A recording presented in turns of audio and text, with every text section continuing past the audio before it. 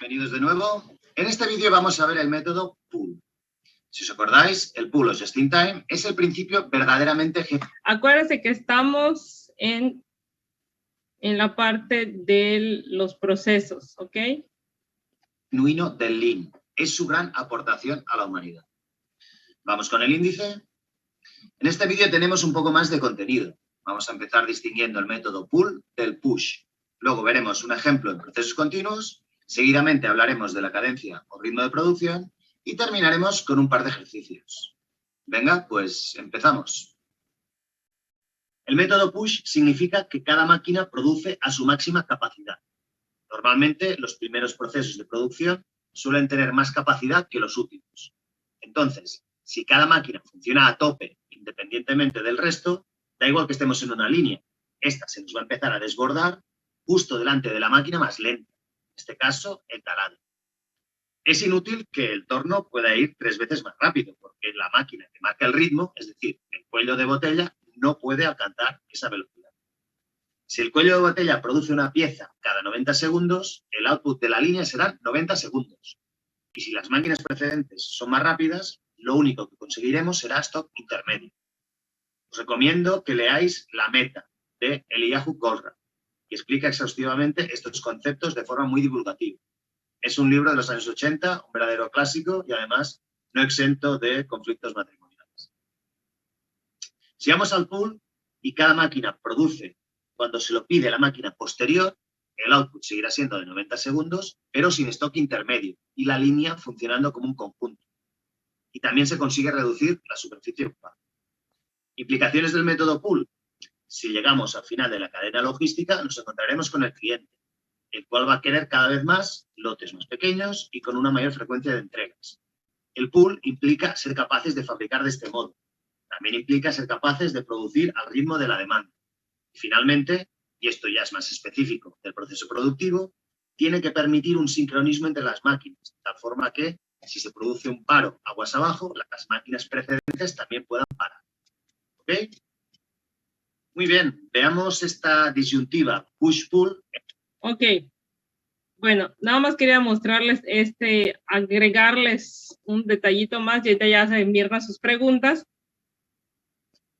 El sistema, el método pull y push, igual se hablan, se utiliza normalmente para implementar esta técnica. Como bien ya lo comentó aquí, no vamos a ver todo, nada más quería comentarles esto. El sistema push, no sé si han observado ustedes que algunas puertas o en algún momento han leído pull y push, ¿sí, verdad? Push es empujar, ¿verdad? Y pull, pues es jalar, ¿no? Así como lo vemos en las puertas del Oxxo, ¿no? Empuje y jale, ¿no? Abra, salga.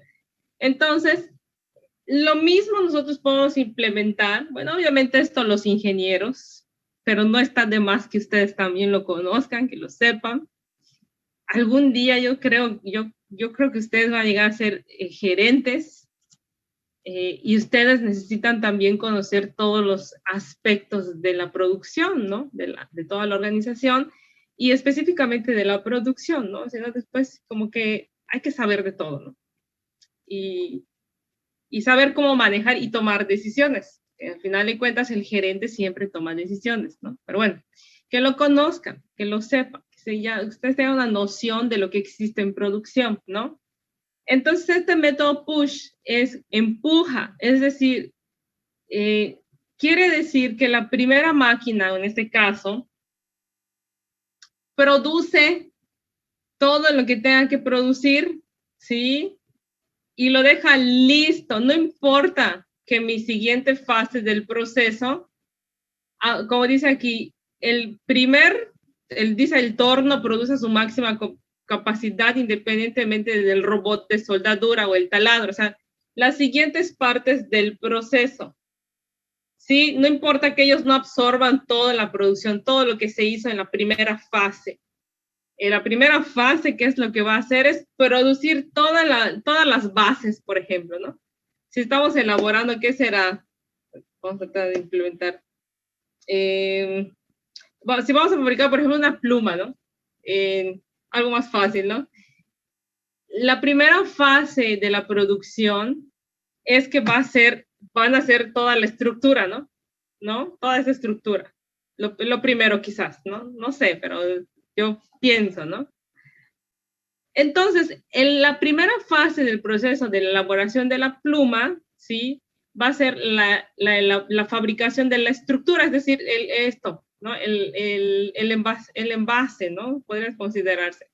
Entonces, lo que va a hacer push, si nosotros utilizamos esta técnica, y ahorita les voy a explicar un poquito más allá, es de que sí, que se produzcan todas las bases, independientemente si hay algún cliente esperando, independientemente si la siguiente fase está lista para recibir el lote de 1000 basecitas para hacer las plumas, tú hazlas, ¿no? Entonces se manda la orden, ¿no? De que se produzca en push, ¿no? Y genera stock en la entrada de la máquina. Es un cuello de botella. ¿Por qué? Porque imagínense, si en cada fase, por ejemplo, en esa primera fase, elabora la estructura, la segunda fase es el siguiente contenedor de la tinta, que es el tubito, ¿no? Y el tercero, pues es ponerle ¿cómo se dice? La tercera es ponerle, ay, ¿cómo se llama esto? Después del tubito, esta partecita, la cabecita de la pluma, ¿no? Y de último, pues es ponerle la tapa, ¿no? Entonces, lo que va a generar aquí, ¿sí? Es un cuello de botella porque va a haber tantas estructuras y todavía no está listo ni el tubito ni el relleno de la tinta, ¿no? En el tubito. Entonces, ahí sí hay un ligero desfase, ¿no? Pero lo que está tratando de hacer es que tú tengas listo la primera fase para que entonces cuando pase a la siguiente fase también esté listo.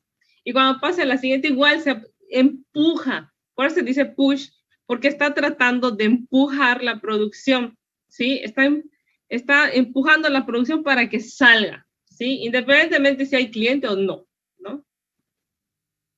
Al final, ¿esto en qué se traduce? Si nosotros incluso vamos a una panadería, por ejemplo, la panadería ya tiene lista toda la masa, ¿no?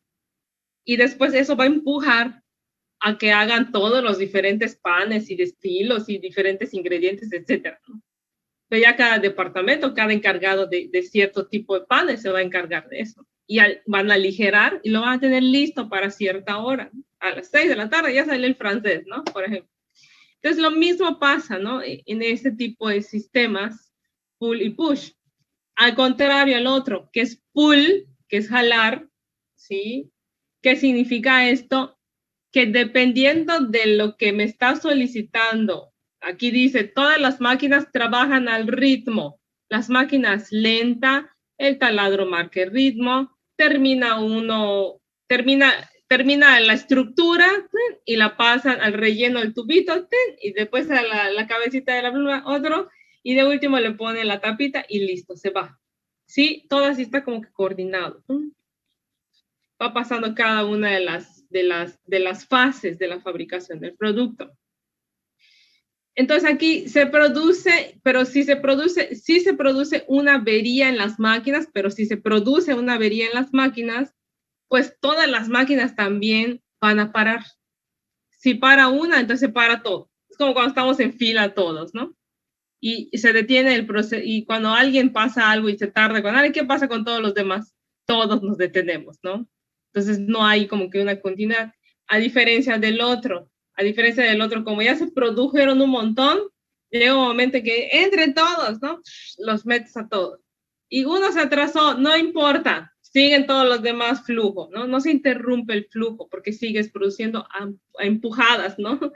En cambio, pull no, ahí es parte por parte, y depende del destino, o sea, del cliente. Obviamente esto, normalmente cuando nosotros decimos que ya está en un método o en un proceso pull, es porque el que determina aquí la compra es el cliente, es decir, el cliente ahorita te lo está pidiendo y ahorita me lo tienes que tener listo. Hay sistemas que están combinados, pero normalmente si el cliente llega, se empieza a generar algo como tipo por encargo, ¿no? Que es lo que normalmente se hace. Y la producción solo hace lo que se necesita y lo que se estableció. Entonces, pull quiere decir que alguien por fuera me está jalando la producción, es decir, está haciendo que yo trabaje y que yo produzca uno y que pase por todas las fases. ¿Ok? Entonces dice ahí, ¿cuáles son las implicaciones de pull? Dice, reducción de tamaños del lote e incrementa el número de cambios de formato. Podría hacer que sea menos la producción e incluso cambie algunas cosas. Entonces ahí sí lleva tiempo. Nivelación de la producción y según la demanda del cliente. Eso es algo bueno hasta cierto punto. Y el sincronismo de las máquinas, entre las máquinas, que van una por una en su ritmo, en su tiempo, y cuando ves termina listo, ¿sí? Esto se asocia mucho con la venta, ¿sí? Cuando yo quiero vender, yo produzco un montón y quiero vender, eso es push, empujo la venta. Pero pull, bueno, espero a que el cliente llegue y que el cliente me pida lo que necesita, como lo necesita, el encargo o etcétera, ¿no? Entonces, estos tipos de métodos de sistema de administración de inventarios, entonces nosotros también lo podemos implementar desde las máquinas hasta el momento en que se genera esa venta, ¿no? O que la venta genere la producción también, aunque mi producción también está así. Por ejemplo, en el caso de las pizzerías, en las pizzerías ya está lista la masa, ¿no? Ya tomé una idea del push, ya está lista la masa, pero ¿qué pasa después? E incluso ya están cortados los ingredientes, ya está. Pero ¿qué pasa? Que yo necesito que llegue el cliente para que yo prepare la pizza de acuerdo a sus necesidades, de acuerdo a lo que quiere el cliente, ¿no? Entonces, esa parte se complementa con la parte de pull. Pero hay empresas, por ejemplo, Líder César, que ustedes ya lo vieron y que yo creo que la mayoría ya lo compró. ¿Qué hace Líder César? Pues te produce como 100,000 pizzas de la misma igualita y el que llegue, toma, te lo llevas y listo, ¿no? Entonces también es un muy buen método, ¿sí? Aunque requiere también de almacenamiento. Sí, también requiere de la parte de almacenamiento. Me atropello a mi perrito aquí, que está abajo. Sí, entonces, sí quedó clara esta parte. Nada más quería aclarar este punto, porque sí es importante que lo conozcan, así cada vez que ustedes escuchen, porque se utiliza mucho en cuestión de producción y calidad, se utiliza mucho estos conceptos. Entonces, sí, me di a entender. Aquí ya lo vimos igual con esta partecita. Aquí, bueno, esto es en las grandes fábricas. No sé, de casualidad alguien ha trabajado en una fábrica así muy grande, en Bimbo, Coca-Cola, Bepensa, perdón, o PepsiCo, Botelladora del Sureste, o incluso hasta Campi, Bachoco. Nadie. ¿Qué tal está todo el proceso? ¿No?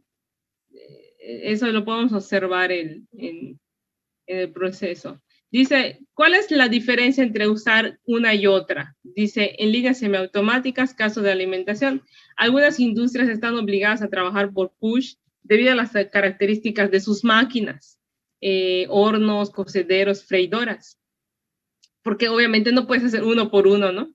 Imagínate calentar todo el aceite, ¿no? De la freidora y solo uno, no. Entonces, debido a las máquinas, es necesario que sea por push.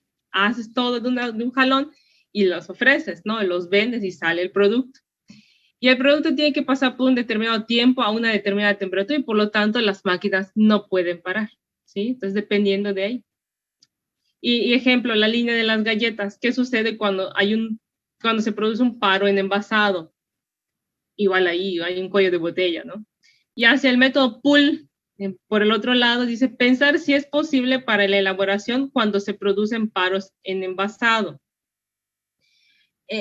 Bueno, pues ahí si se detiene la producción, hay que pensar en este tipo de situación, de cómo implementar. Yo digo que sí hay una combinación entre ambas en algún momento cuando se requiera, ¿no? Llega un momento dado que no podemos estar yo digo que la administración tiene tantas facilidades y flexibilidades que, claro, mientras que tú obviamente lo puedas ahí planear muy bien y especificar muy bien y medir y proyectar, yo creo que sí se puede hacer, ¿no? La línea se mueve como un todo o está parado de marcha y es así como funcionan, por ejemplo, las embotelladoras, ¿no? Hay unas que sí van una por una y en tiempo y en forma hasta que termine, se empaqueta y listo, ¿no? Aquí las freidoras, los hornos, hay que aprovechar el espacio, ¿no? Entonces, por eso se conoce como push, ¿ok? Bueno, nada más quería aclarar esa situación, ya no más, ya no quiero tampoco ahondar un poquito más, es 5:15. En cuestión del justo a tiempo, es importante lo que dijo su compañera acerca del almacenamiento, nos ahorra mucho almacenamiento y que cada una de las piezas no vaya en tiempo, pero aún así tenemos que implementar este tipo de métodos. Ok, ahora sí, las preguntitas, Mirna.